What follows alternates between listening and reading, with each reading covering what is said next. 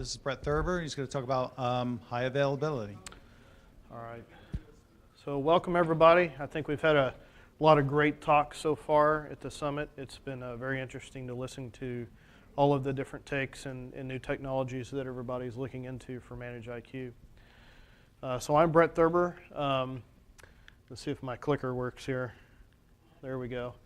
So today we're just going to cover what high availability traditionally looks like with CloudForms and ManageIQ, and then we'll also talk about maybe what that looks like in the future. So there's some very interesting possibilities. Nick touched upon PG Logical. There's also some other capabilities there with Bi-Directional Replication, and some very interesting possibilities when you start talking about containers and Kubernetes and some of their built-in native HA capabilities. All right, so just a little bit about myself. I've been with Red Hat for about 5.5 years. I've been in IT for about 20 years. That's way too long. I'm surprised I have any hair left, but it's what it is. But I lead a team in our systems engineering department, and our team is really focused on our management products and solutions, and also our integrated solutions. So these are things like Red Hat Cloud Infrastructure, Red Hat Cloud Suites, obviously our ManageIQ and CloudForms products, and also our satellite products as well. If you guys need to get in touch with me, feel free to shoot me an email. It's just bthurber@redhat.com. I try to be as responsive as I can, so if I don't respond within an hour or so, give me just a day or two, and I'll get back with you for sure.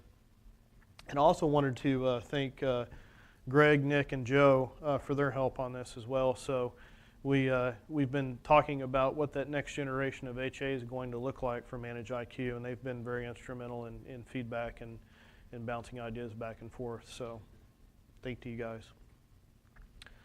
So what is HA? It sometimes is it's a term that is open to interpretation by some. So what I would like to do is just participation with the audience here, just get a raise a hand of folks that have implemented an HA solution in their environment first. Yes, no, maybe, yeah. And what is your take on HA? So you raised your hand. I'm going to pick on you a little bit. So let me get the mic over to you.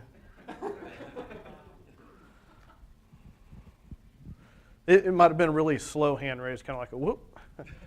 So I said somewhat. Okay. So we have the UI across multiple data centers where we can easily flip to a different VIP. Okay. For the database, it's just a backup and kind of replicate the VMDK to another data center, and it's Gotcha. a manual process if we have to bring it up. Gotcha. So it's kind of more of a DR solution, you would say? Gotcha. Okay. And there is a difference between DR and HA for those that may not know. But our real focus here today on this discussion is going to be just on high availability. So I've got a couple of quotes that I put together for the presentation here. So what is HA? I mean, really in a nutshell, what it is we're trying to make an application or a service available most of the time. Maybe more so than what we would in a standalone instance.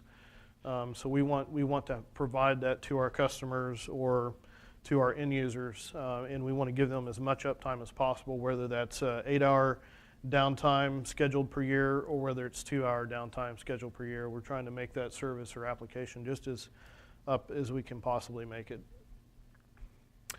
So that kind of brings us over in traditional HA. So with a previous version of ManageIQ/CloudForms, we're working with Postgres 9.2, which is, as Nick touched upon, is really based on kind of a streaming replication model.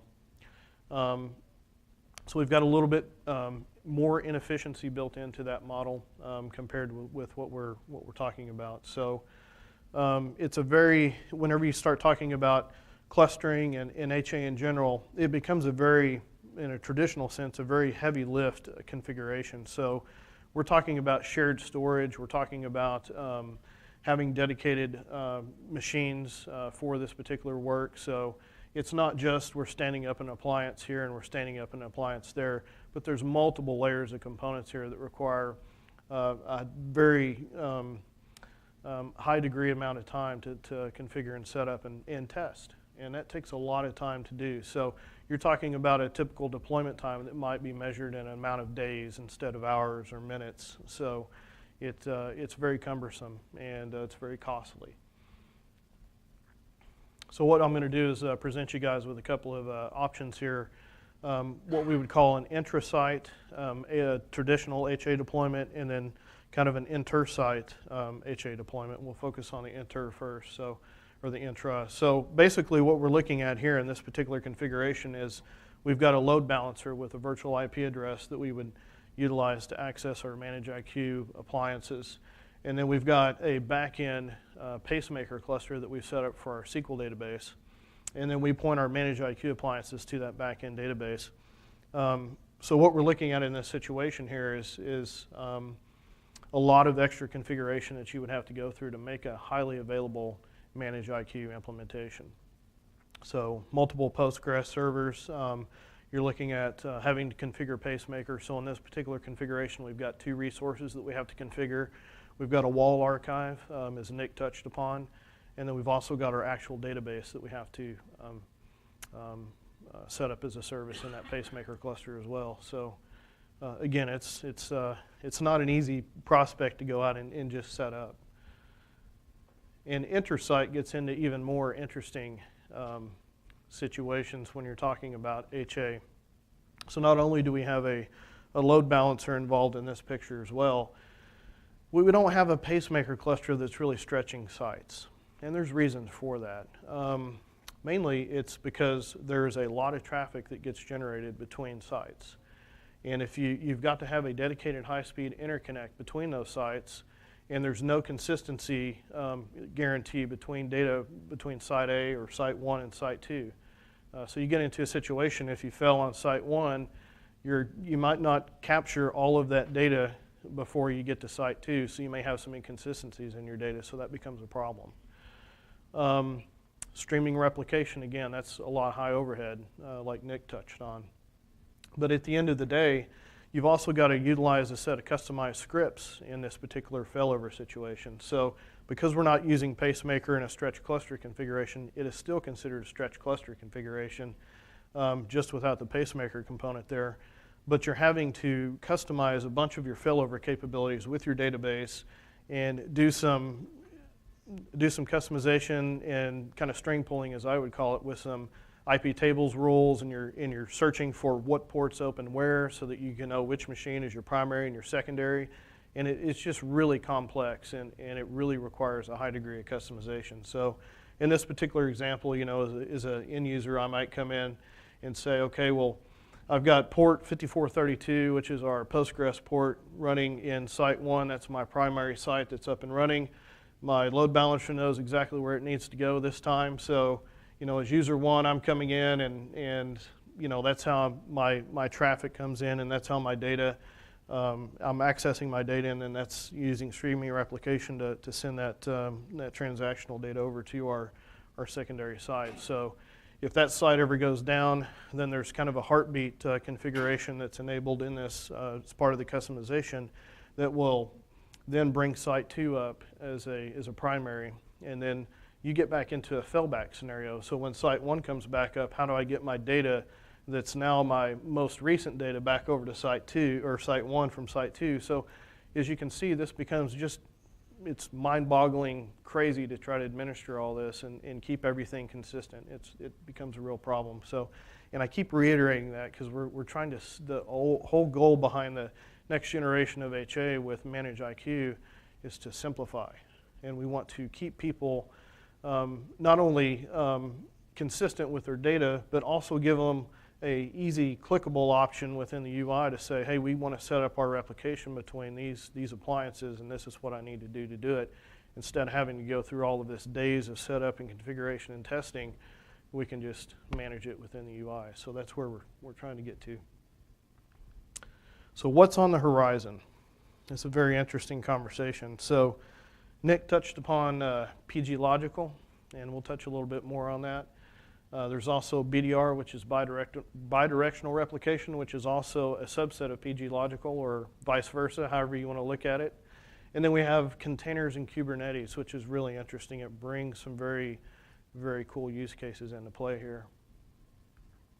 So talking a little bit about PG Logical, we don't have to go into the specific details about PG Logical because I think Nick touched upon that, but it was first introduced in 9.4, and it offers a replication functionality that's much lighter weight than what we would see with streaming replication. So streaming replication is more of a byte per byte level copy, where you're constantly moving data over all the time, where PG Logical gives you that logical replication, which is, hey, I want to select these tables within this database to move over. I'm not selecting everything. It's not the whole farm I'm trying to get over. I just want a certain subset of data to go from here to here. And so it's much lighter weight. It's much less overhead. You have one provider that feeds multiple subscribers. And as Nick mentioned, I keep mentioning Nick's name because I'm really just kind of riding on the coattails of his PG Logical his presentation. But he showed you in the UI how simple that can be. Just going in and setting up your subscriptions, your host to your provider. So it's just really much less complex to set that up. And of course, the other benefit here is that, and this is really going to come into play in a later discussion, is that with PG Logical, I can have a Postgres 9.4 database here, and I might have a 9.7 database over here, and I can still replicate across those databases even though they're not within the same release. So that becomes important for upgrades down the road, so that's something to consider as well. So how would it work? This is kind of a trick question, and we'll see why in just a minute. So with PG Logical, you would have your publisher and you'd had your subscribers, and I might have this load balancer set up with these ManageIQ appliances, and I'm taking my data and I'm replicating it across my subscribers on the back end. But what happens when a failover occurs? Let's just say that our publisher goes down. Maybe, there we go. So the publisher goes down. What happens to the subscribers? They don't really have a notion of failover. So that's the limitation of PG Logical. There's no real notion of failover. So your question earlier was more, how do we handle a failover situation? Well, we don't. With PG Logical, like Nick mentioned, it's more of a data warehousing. So we just want to make sure that we have some replication of data in more than one place. So it's not really an HA solution. So these guys really have, again, there's no concept of failover with PG Logical. So as we mentioned, there's no real suitable failover mechanism there. And when you get into your data definition language and the replication of that, typically this is handled in the past with streaming replication and your wall archive. And with PG Logical, the way that it works is that typically you will commit a transaction to the database before the replication occurs, versus we've got a wall archive of information that we have over here, and we're going to replicate that wall archive over. So it works in a little bit different manner and fashion. So as he mentioned, it's an asynchronous style synchronization. So that brings us over to bidirectional replication, which is really where this is all leading to. So bidirectional replication is kind of the holy grail of where we want to get to for HA. So what is bidirectional replication? Again, it's an asynchronous multi-master replication system for PostgreSQL, and it gives you that opportunity to say, I've got this master that's replicating to this master that's replicating to this master, and you're doing so bidirectionally. So you don't have this concept of publishers and subscribers anymore. Everything's a master. Now, a limitation of that, and I'll probably touch on that here in just a few minutes, is that in a traditional HA cluster, you have shared storage. You don't have shared storage with BDR. So you need to take into consideration your storage requirements. So if I've got a storage requirement of 40 gigs for this appliance over here, I also need to make sure that I take into account I'm going to need at least 40 gigs over here plus whatever additional data that I'm going to generate on this master. So that means if I'm generating 20 gigs of data here and I've got 40 here, then I need to have 60 across both if they're going to be bidirectional with one another. So that's one of the considerations that needs to be taken into play.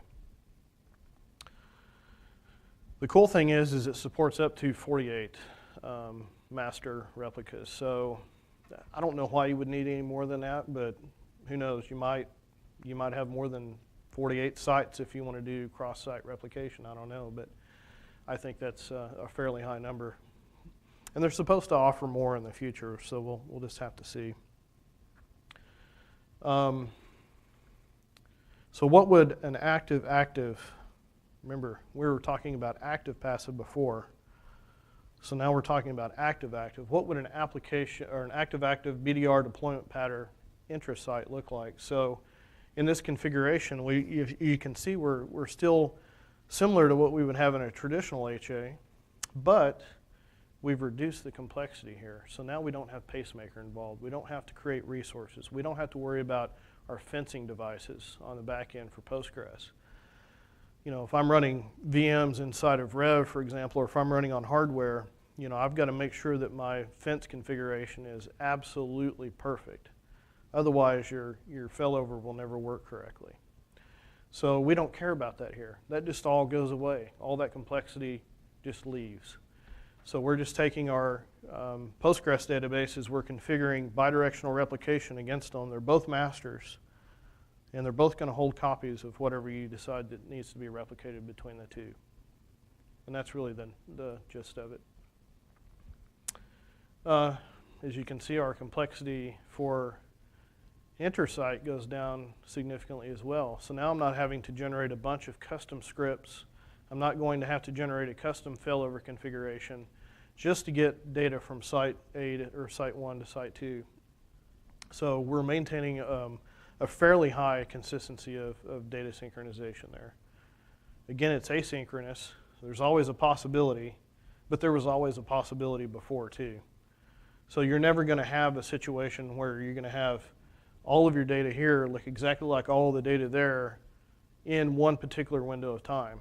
It may take 30 seconds to get there, but at least, you know, and you're going to have the same thing with the other traditional HA style configuration. Your chances of losing data because of a connection going down are still going to be there. So you're not really losing any functionality is what I'm getting at. What are the limitations? So BDR is still under development.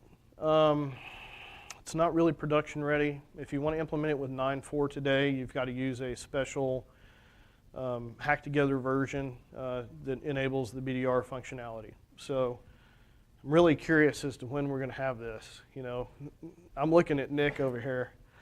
You know, I'm looking at November because November was supposed to be the 9.6 release, and I'm thinking, where's it at? You know, and Nick's saying, no, it's not going to be until 9.7. When's 9.7? Well, it's probably going to be April next year, maybe. I don't know. I mean, we've got to figure that out. But, you know, at the end of the day, that's really what we want to try to get to. We want to get to a supportable configuration for BDR inside of Postgres. So we'll, Greg and his team, and we'll work together and we'll try to figure that out. Again, it's asynchronous replication. I think we've touched base on that. And it's a non-shared storage configuration, and we've already touched upon that. You know, you need to consider in your implementation of this that, you know, you're going to need to cover the amount of data across both sites on 2 machines. This brings us back over to Kubernetes and containers. So this is a very cool discussion. I really think this is the future. This is where things are going. This is where we're headed. I'm not just talking about where ManageIQ is, I'm just talking about the industry as a whole. So what does this offer us? So Docker image for ManageIQ is under development. I've got a member of my team sitting in the audience. It's over there nodding his head. He doesn't want to be recognized, but Franco Obladio, if you want to just raise your hand. He's working also with Barak, if you want to raise your hand. And Federico, I don't know if he's in here or not. I don't see him, but okay. They're working feverishly on containerizing ManageIQ, and they're just about complete with the first monolithic image of that, which is really neat. So I would encourage you guys to go out and check that out if you haven't already. But eventually that's going to break down into a distributed architecture. So we're going to have our services decoupled, from the actual monolithic container and or appliance. So you might have your web service and your web UI decoupled from your Postgres, which may be decoupled from your Ruby on Rails or whatever. I mean, whatever that picture is going to look like, it hasn't been determined exactly what that's going to look like yet, but it's in progress. But it gives you a lot of benefits, especially if you run these containers inside of a Kubernetes environment. So you get the service distribution across multiple hosts, so you get a better scaling capability. It gives you the native built-in HA capabilities of Kubernetes, which is really cool. It gives you a persistent storage to use for database. So for example, if I have OpenStack and I have OpenShift Origin running on top of OpenStack, and I've deployed a ManageIQ container and a pod, I should say, and one of the services or containers for this pod is Postgres, and I need to map in a persistent storage volume for that from OpenStack, I can do so. So there's a sender driver for OpenShift that allows you to create a persistent storage volume for your ManageIQ pod that's currently running. Why is that important? Because in the time of upgrade, if we ever need to upgrade or want to upgrade or get to the point of upgrade, which becomes a very much a day two operation for IT functions, I can upgrade that Postgres database. And if something fails or something doesn't work or whatever, because that happens, that's why we all lose most of our hair, I can roll back, and I can roll back instantly. So you have that capability of rolling back on upgrades if you need to. You get the opportunity to have more seamless upgrades. There's a question in the back. I think we need to get a mic over to you.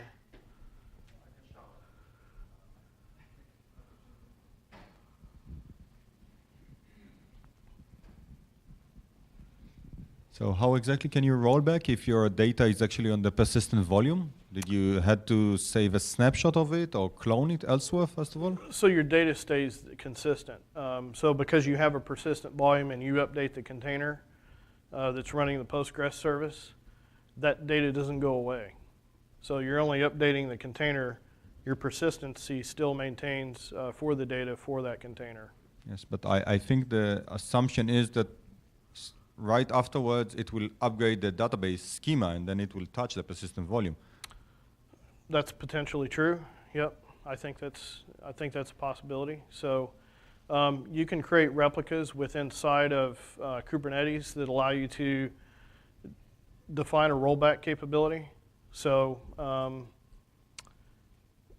that may give you the opportunity to do a rollback for your database too. I'll need to explore that a little bit further, but that's a good question. Thank you. Yep. We have one other question over here.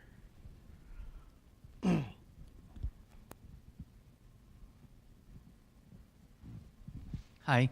Yes. So I do think containers are cool. It's just not in every environment you'll have Kubernetes. Right. And my question is why tie the HA with this specific infrastructure?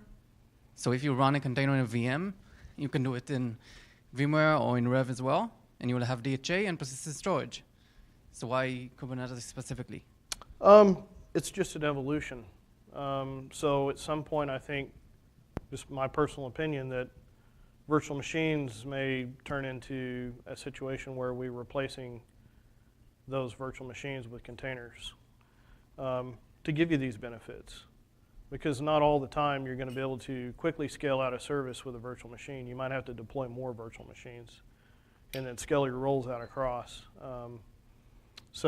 I think with Kubernetes, you're going to have that, the scaling factor there is going to be much more elastic than a virtual machine.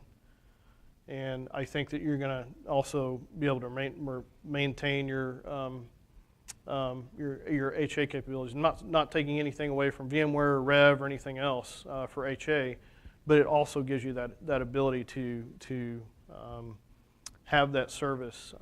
If it decides it wants to fail on you, it'll automatically restart, for example. So as you get into distribution of and decoupling of services within a pod environment. For example, in this case, it would be ManageIQ. There are automatic failure resolution capabilities built into Kubernetes that you may not get with for example, VMware Rev. So there's an advantage for that. Hopefully that answered your question. Okay.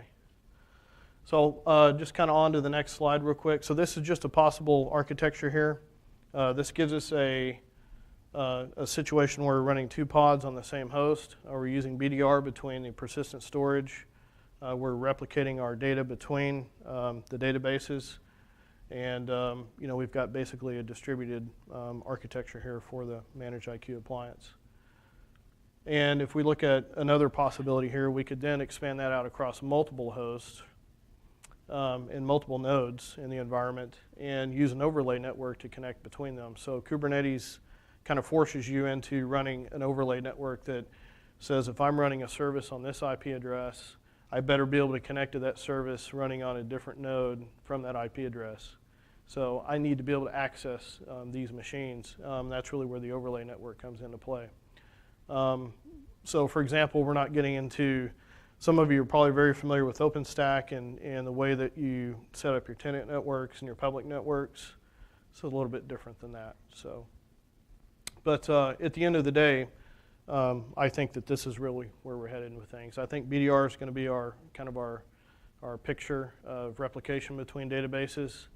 Again, you don't have to run all of this in containers. There'll still be appliance images out there, for different providers, but this is just another possibility for you.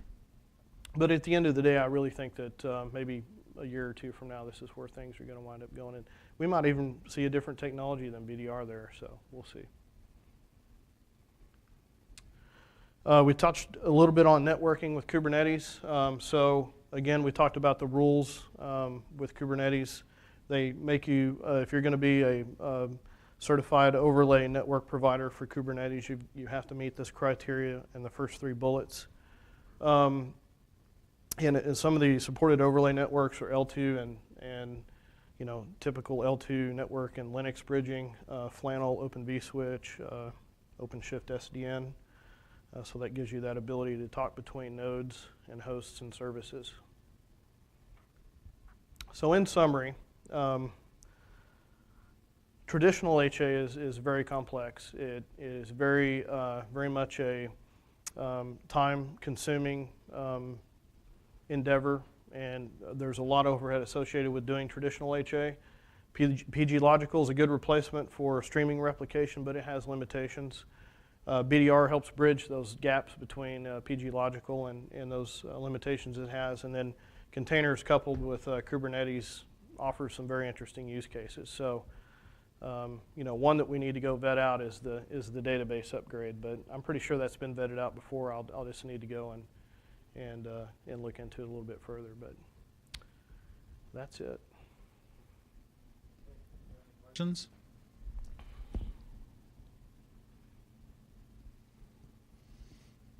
Put them to Greg? sleep. Yeah.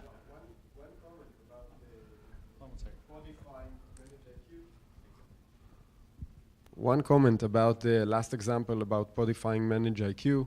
We don't have to wait to the BDR, because even if you define one persistent volume and a replication of one for that specific pod, then it will spawn up. Of course, it's not immediate, but it will take several seconds, so it will pick up from the place the previous one left, depending on the consistency and persistency of the data. But this is a Pursman high availability, which is built into Kubernetes, which makes a highly available solution in Kubernetes much easier to implement. About your question. That's a good point. Any other questions? Okay. Yeah, is there a mechanism for securing the BDR pipe, or is that assumed to be done by a third party, another entity? I think that's TBD. Okay. So, yeah, I think And it didn't really, are you talking about in relation to a Kubernetes configuration or Well, a yeah, container just I configuration? guess I'm thinking if you're running on two servers, right, the link between them needs to be a encrypted pipe or secure pipe. Is that handled by the like container network infrastructure? I'm not very familiar with those. Well, I think that, I don't know if it running in containers is going to make any difference on that. So I think it's more of a Postgres implementation that needs to be put into place to secure the connectivity between the two nodes. Okay, any other Brock, questions? did you have a comment on that?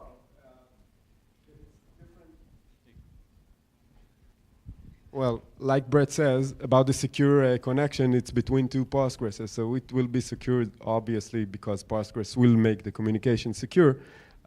Within Kubernetes environment, you access this service. It is enabled over the overlay network just for those specific pods that allows it to access. So there is a network isolation built into that environment. And on top of that, there is the secure connection between the two Postgres servers.